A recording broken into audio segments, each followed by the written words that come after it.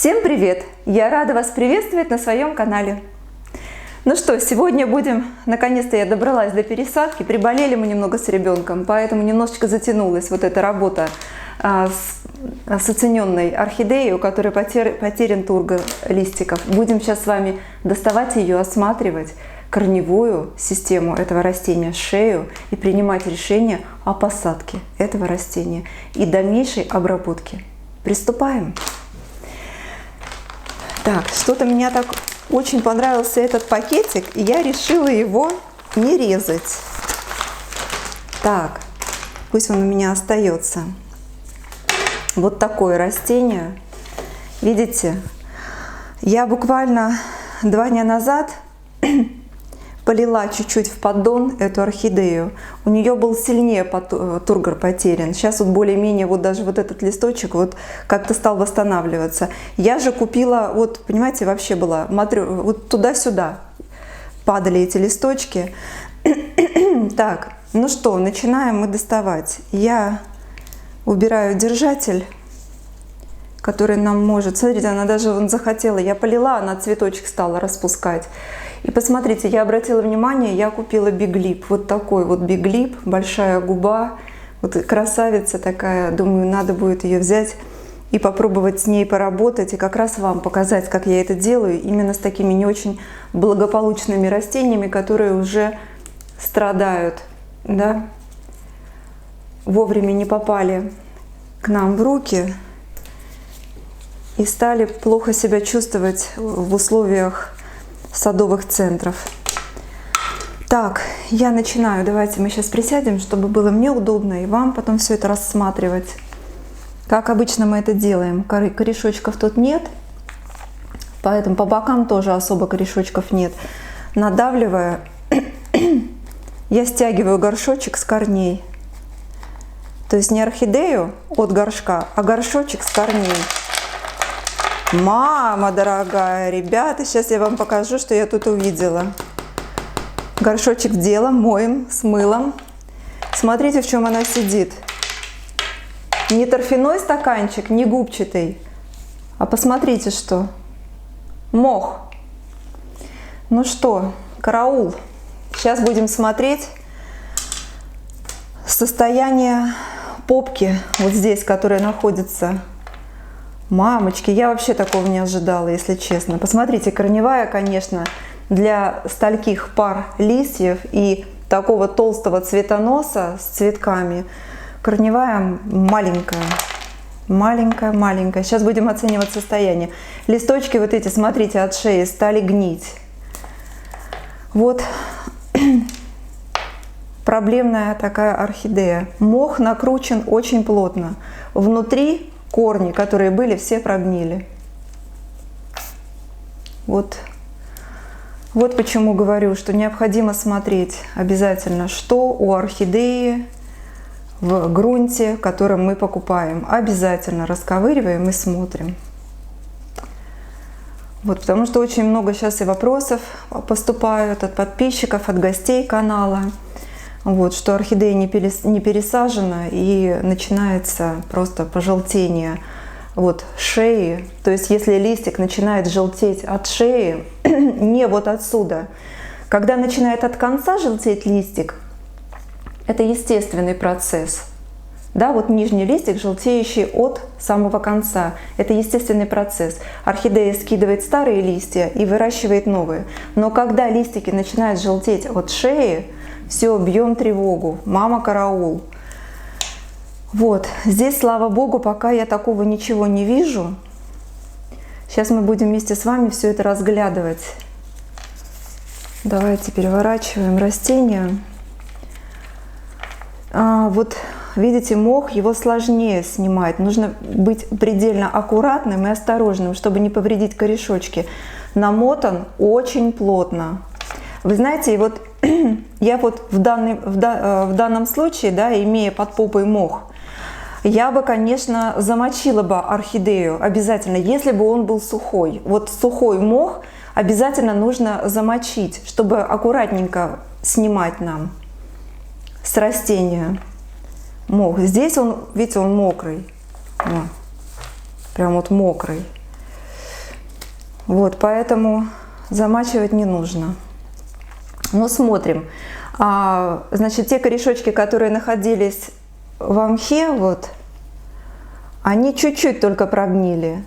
Сейчас мы будем принимать решения, какие-то удалять. Будем смотреть попу. Сейчас я буду вам все показывать,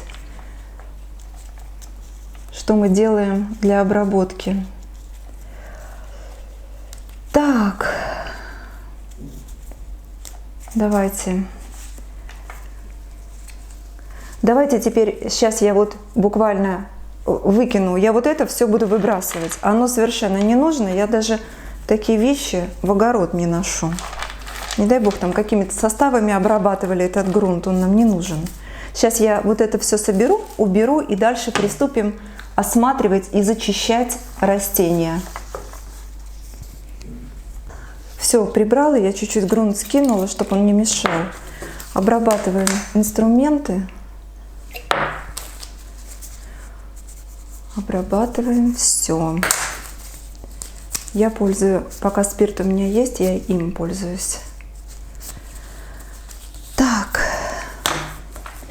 ну давайте смотреть внимательно, что мы имеем. Я убираю весь мох, который находится около шейки растения. Он влажный, получается мне его убрать.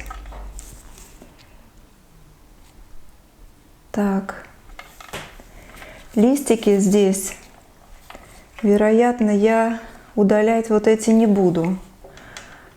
Детородные листики, они, ну вот вы видели, да, я их сняла, они как-то в горшке уже все изжили себя. Так, смотрим. Ну, хорошо. Шея у нее, посмотрите, она не длинная. Вот, то есть, как бы никакого гниющего процесса я не вижу, слава Богу.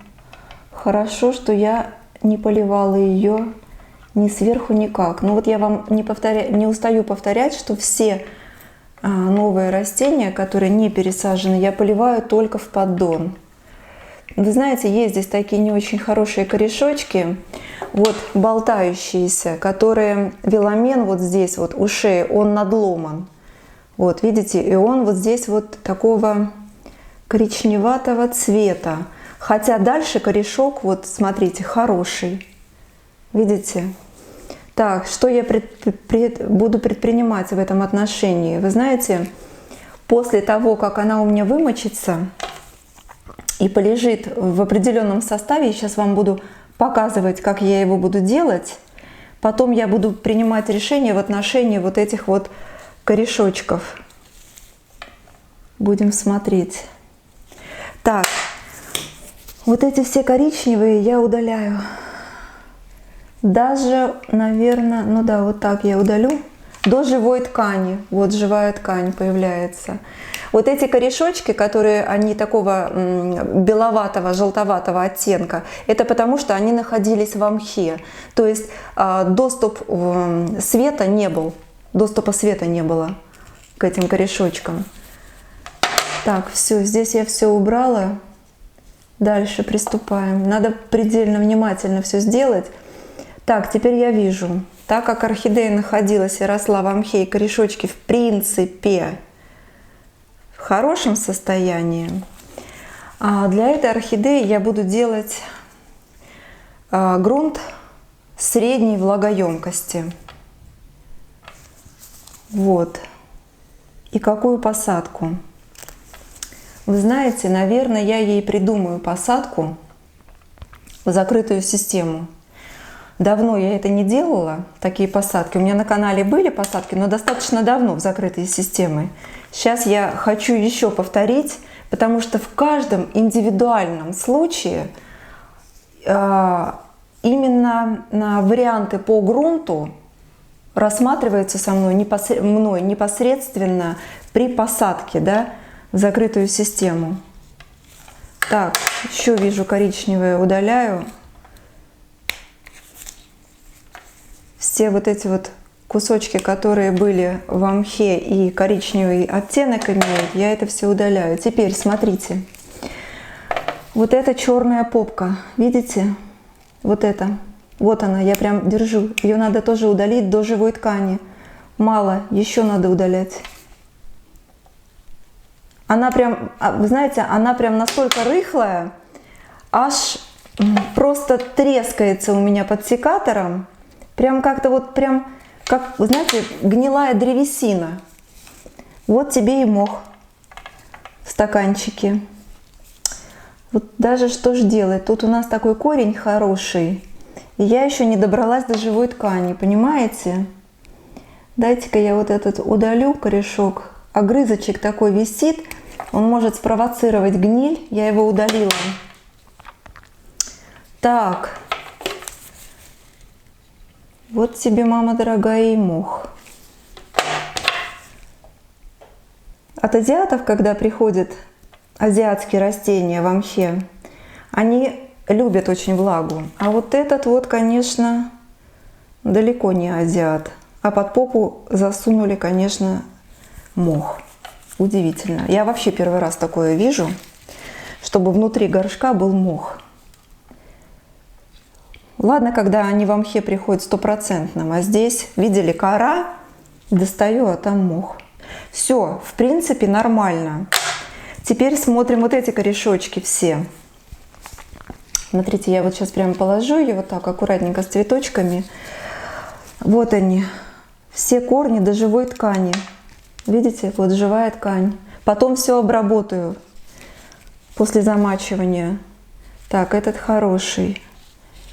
Этот тоже кончик хороший. Аккуратненько, чтобы нам не надломить. Вот он сухой. Так, давайте, чтобы вам все было видно. До живой ткани. Все, появляется зелененькая, все, это живая ткань. Видите, вот это тоже нехороший, надломан. Я сюда, вероятно, просто капну немножко. Тут гнили как таковой нет. Он такой подсушенный. Я сюда потом перекисью водорода капну. То есть на все отрезанные корешочки перекись водорода и на все надломленные тоже. Знаете, может быть, тут немножечко мне подснять веломин, посмотреть. Не нравится мне этот коричневый корень. Не нравится. Нет, живая ткань. Все, я потом перекисню капну, живая ткань, зеленая. Все, я спокойна. Просто вот на этот срез, вернее надлом, я капну перекись водорода. Он чистенький. Так, видите, вот после полива она даже восстановила чуть-чуть тургор. Но корней, конечно, мало. Очень жирный цветонос. Смотрите, какой вот он прям прелесть. Все. Что дальше мы начинаем делать? Мы сейчас с вами переместимся в мою ванну. Я там сделаю состав, в котором мы будем вымачивать орхидею полчаса. Все. Пойдемте вместе, будем замачивать ее в состав, который на ваших глазах я буду делать. Пойдемте. Так, мы с вами переместились в ванну. Почему? Потому что я сегодня использую Актару в перчатках, я делаю. Я всегда использую средства защиты при работе с инсектицидами и акарицидами. Какой бы класс опасности ни был, средний, да, вот Актара 3-й класс опасности, умеренно опасное вещество. Вот, но я привыкла всегда работать в перчатках и в респираторе. Сегодня без респиратора, потому что вам показываю, опять-таки. Так, что я сделала? Смотрите, у меня здесь 1,5 литра воды. Теплая вода была взята, температура 35-36 градусов. И в ней было разведено 1 грамм универсального фитоспорина порошкового. То есть в порошке. Почему? Потому что я использовала свою концентрированную пасту, да, в предыдущих обработках. Теперь я вам показываю, что и такой тоже фитоспорин я могу использовать. Тот концентрированный, он просто, почему темный цвет имеет? Потому что он с гуми, добавлено гуми в него, удобрение биологическое. Вот. А этот просто фитоспорин порошкообразный, универсальный. Вы знаете, они есть там для капусты, для того, сего. И так, значит, развела я фитоспорин. Теперь я сюда. Так, желательно фитоспорин порошкообразный, порошковый, его разводить хотя бы за час-два до работы с ним. Вот этот состав у меня стоит уже 5 часов. Почему так делается? Потому что споры, они должны в этом составе размножиться. Почему теплая вода, водичка используется? Потому что споры должны размножиться, их должно на определенный объем, должно быть определенное количество. Вот почему эта дозировка берется. Дальше. Я использую сегодня для обработки этой орхидеи, буду использовать Актару. Я хочу, чтобы, потому что орхидея принесена оттуда, с оранжереи, где есть мучнистый червец. Я здесь не видела. Когда у меня орхидея пришла в дом, я ее обработала аэрозолем от насекомых. Но теперь я хочу, чтобы в сок растения попала обязательно Актара. Я буду показывать вам, как я работаю с этим препаратом. Значит, на 1,5 литра воды я добавляю где-то, сейчас я вам скажу. Так, на литр у нас берется 0,1 грамма Актары на литр воды. Здесь 1,5, поэтому где-то 0,15. Я работаю уже, я на глазок знаю, я много раз делала это на точных весах, на листочек насыпала, и я знаю, сколько это приблизительно. Вот. И я вам сейчас показываю, сколько где-то, вот, наверное, так. Все. Вот этого будет достаточно. Вот такой объем на 1,5. Это десертная ложечка. Вот такой объем на 1,5 литра. Фитоспорин можно смешивать с любыми инсектицидами. Я вам уже рассказывала. Эту информацию, она везде есть. Вот, я постоянно изучаю вопросы смешивания определенных препаратов. Вот, и показываю вам, как я это делаю. Она очень хорошо растворяется, Актара. Так, я сейчас буду помещать растения. Все, фитоспорин плюс Актара. Я помещаю растения в этот раствор на полчаса. Можно минут на 40. Но причем я уже вам показывала, что я не люблю сильно замачивать растения, поэтому я обязательно ставлю держатель, чтобы оно у меня не утонуло. И фиксирую к держателю нашу орхидейку. Так, чтобы вам было все видно. Смотрите, вот она шейка, я ее не утопаю в воде. Она у меня не утопает в водичке. Все, фиксирую. Еще одну, чтобы уже наверняка она у меня держалась. Все. Растение стоит полчаса, минут 40. Пришла к вам с ванной, чтобы закончить видео, потому что, чтобы оно не длинное было, да. Все, мы осмотрели растение, достали из грунта, подрезали гнилые корни, все сделали, что надо, поставили ее в раствор фитоспорина с Актарой, дозировку я вам сказала, все.